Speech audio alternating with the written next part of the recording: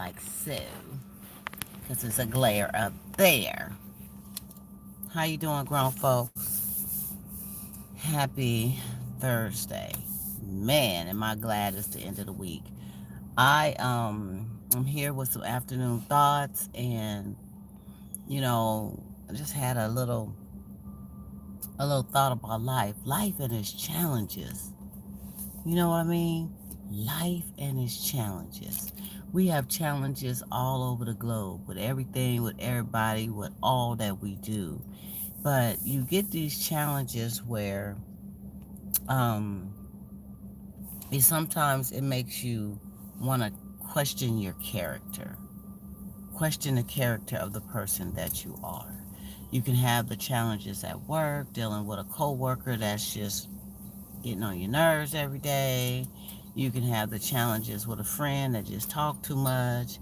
You can have the challenges with your own family, your own children. One thing about children is we think once they turn 18, it's going to be a lot less to deal with, a lot less stress, a lot less this, a lot less that. And I'm here to tell you, they become heavy on your heart in other ways. And it becomes an extreme challenge when they're grown because they feel like they know more than you. They grown and they can do what they want to do. They think how they want to think, and who are you to tell them any different? So the challenge and the realness of that relationship becomes absolutely real. And you just worry about them on a different type of scope. When kids are younger, um, you have to worry about, rearing them, teaching them, directing them, feeding them, clothing them, making sure that they're a-okay in a lot of ways. But you don't have that mouth about, well, I'm grown and I can do what I want, and yeah, thank you for telling me, but no thank you. You don't have to deal with that because they got to do it your way or the highway, right? But when they become grown, it becomes uh, more of a challenge. So life in itself, and I've been really assessing and evaluating, you know, loyalty, friendships, relationships. You get to a point in your life where even the challenge of dating is like, you know, you want to go there, you need to go there, you enjoy going there, but to get to know a person all over again, to start all over again, can be extremely, extremely challenging. And, no one wants to be alone. No one wants to spend the rest of their life, midlife, alone. You want someone that you can enjoy your accomplishments with, your dreams, your triumphs, your disagreements, your downfalls, your stressors, your whole rest of your life with. And it becomes more and more challenging to choose and pick that particular person as you get older. Why? Because people become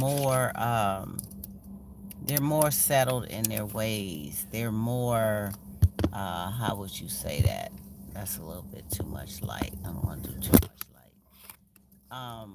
They become set in their ways in a way that, they grown. They make up their own mind. They make their decisions. Who are you to tell them any different? And then they come from a background of weights and challenges.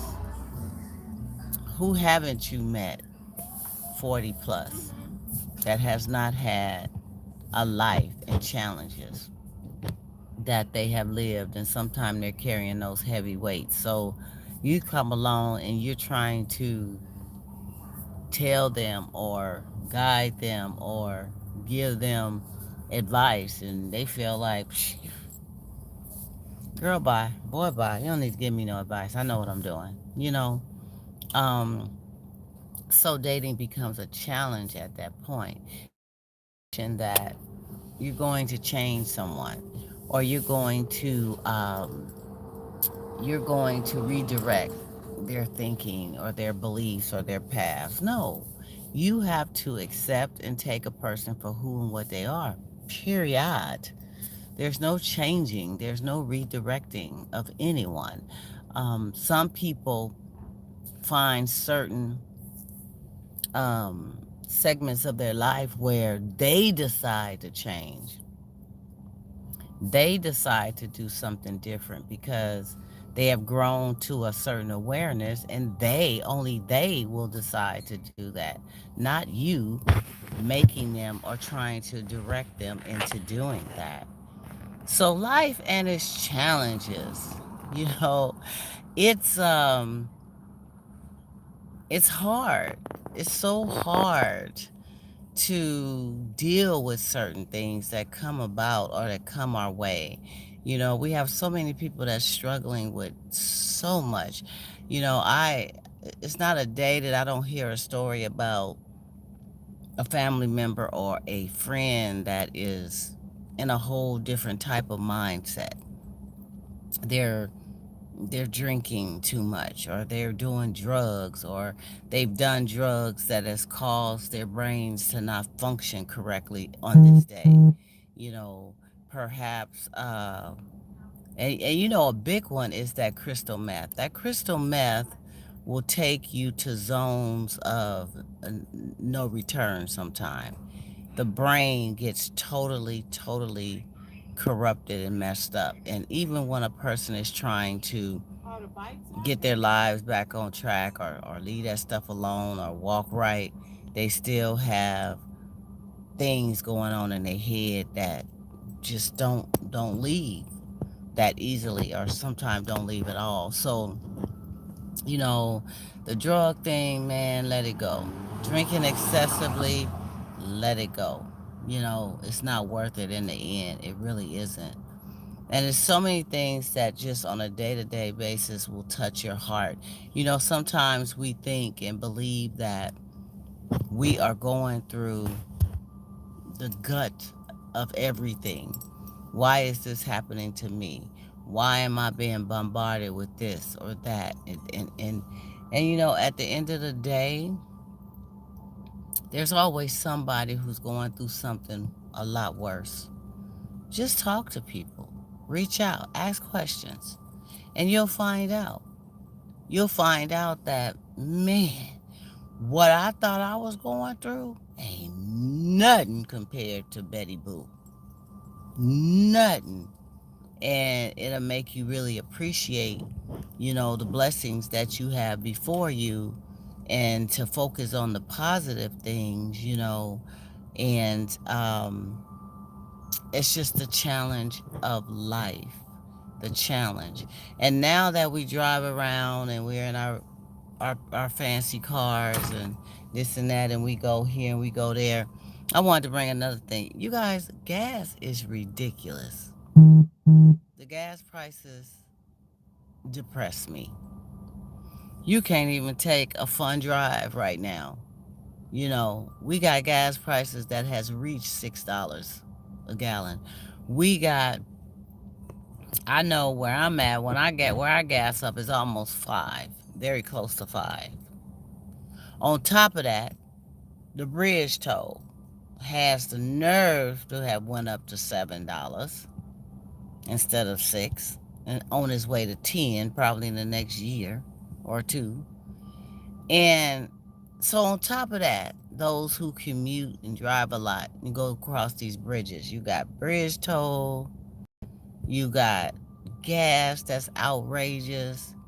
It's costing people $60 to fill up their tank. I have to fill up a time and a half a week.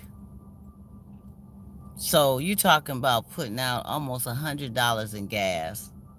Then you turn around and you're putting $7 a day on bridge toll. That's $35 a week. Okay? $70 bi-weekly, $140 a month. So it's costing folks to get back and forth to work a whole lot of money to just go out on the weekend and take a nice drive and go somewhere it's a bit much, the challenges of life right now. And no one's getting no greater income at this point. The hustle is real. Folks is out here trying to do what they gotta do. If they're not trying to sell something, they trying to do something. They trying to get an extra career focus. They trying to get into things they never thought they would ever get into, because why? Trying to make an extra dollar. And entrepreneurship, if it ain't ever been real, it should be real now. Start focusing in on something that you want to do, that you ain't did, that you coulda, shoulda, woulda did, that you creatively want to do. Start creating something to bring you some income in extra, because we got hit with the virus, the COVID, for the last 2 years, going on three. Now we inflated with all these high price and PG&E. Oh, get out of here. PG&E done lost their everlasting mind, raising people's bills as high as it's been, and their meters are staying the same. It just don't make no sense. They need to really stop that. And a lot of people are going solar, and that's probably the best option to even think about doing, because it is utterly ridiculous, life and its challenges. And I ain't gonna even talk about filing your taxes. You file your taxes and it seems like you got property in your business and you try to write off this and that, and you still ain't getting no money back. You're barely getting a dollar back, and you're almost paying, or you're paying. It's like, okay. It used to be a time where having these assets complemented and helped you. Life and its challenges, grown folks. And on top of that, people who are in relationships that is like from hell. They're still dealing with things that is off the chain, ridiculously from hell. They go home to it every day. They wake up to it. They leave the house to it. They come back. They do it all again. They are stressed out. I was talking to somebody that's going through some stressors in their family right now. And from the outside looking in, yes, it's stressful. Everything they dealing with is stressful. But they said it's not stress. They've just learned to deal with it and live with it, but it's not stress. Stress is the number one killer. You can sit up and try to tuck it away and act like it ain't stress if you want to, or that it ain't stressing you if you want to. It is. And sometimes it's eating away so cold, you're going to start having other things happen, other ailments happen, other situations that occur due to stress. Sometimes just having a conversation with somebody on the phone that is of a negative air and speak of words of negativity and things of that nature will stress you out. By the time you get off the phone, excuse me, y'all, I got a piece of hair or something in my eye. Okay, I think I'm okay. By the time you get off the phone with them, your mind is going like this. What the heck just happened? What did they just say? What is wrong? Why are they so... And you gotta just shake your head. You even find yourself in the bathroom talking to yourself like, oh my goodness, what is wrong with such and such? Why are they so down on life and themselves and this and that? Life is but a challenge. And you have to ask yourself sometime, why is it easier for some to deal with things and a lot harder for others? I think some people, they grab on more to the positive things in their lives and the blessings, and not really dwell on and sink ship with all the negativity. And they learn to deal with things that they can deal with, to fix and work on things that they can fix and work on. Because some things you just got to turn it over and let God take it. And man, I need you. And you just got to put it out there and step back. Everything is not your battle. Everything is not for you to try to fix and correct and have to be, some have this argumentative spirit. You can't have a decent conversation with them without them wanting to debate everything with you, or fuss or holler or talk over you and not give you a chance to get your thought out. By the time they do come up for air and allow you to say what you got to say, you didn't forgot what you had to say because of going down the street, around the corner, up the hill, down the block, swimming across the lake and in the ocean with this person. You forgot. Mm-hmm. Yeah. Let people talk. Listen. Let it sink in. Then say what you have to say. But over talking and yelling and dismissing how another person feel or what they have to say and all that is ineffective communication. It's not going to get you anywhere. First off, they didn't hear you. So what have you even accomplished? Second off, you didn't even hear them because you didn't listen. So what is it that you determined and found out? Nothing. You just stuck with your own feelings and your thought. Well, you could have talked to yourself if that was the case. You could have sat right there on that bed or that couch or that porch or in your car and talked to your doggone self. So the complications of life, you know, we have got to sometimes try to self-identify what it is that we can do different, what it is in us that need to be different, what is it that we can bring to the table on a positive note. Because I'm trying to find my watch, y'all, so I can see what time it is. I can't. Oh, it's almost 1 o'clock. Okay. um we have to focus on our. I hit the button. You know what, you guys, I just gotta say something. I'm good at a lot of things. But sometimes when it comes to the technical aspect of stuff, boy, I just lose it. I just lose it. But I'm gonna get better. I'm gonna get better. Just y'all, just hold on. Y'all work with me. Work with me. Um, but that made me in a moment forget my thought that I was talking about. But we have got to get to a point where we look at ourselves in the mirror and we deal with ourselves with certain things because we all have room for improvement. We all can do things differently. We all can bring things about on a different type of uh, platform and way. And it's not always the other person's fault. It's not always what the other person has done. We're too quick sometimes to point the finger and blame other people for the complications of your life, of your day, of your week, of your month. It's not always the other person that is making things miserable for you.